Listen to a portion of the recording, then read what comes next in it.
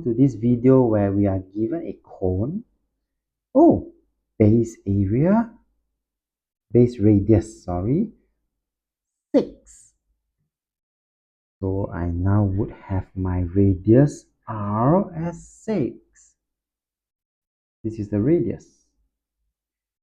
I also have my height given as 14. So this is 14.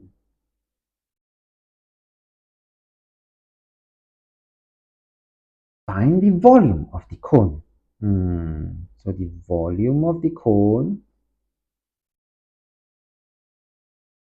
is simply equals to 1/3 times pi r square. And what is my r? 6.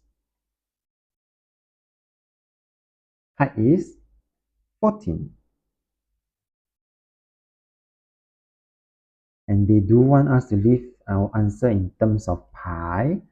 So I shall now key in this pi in. I shall key in 1/3 times 6 squared times 144. This is what I will key in my calculator.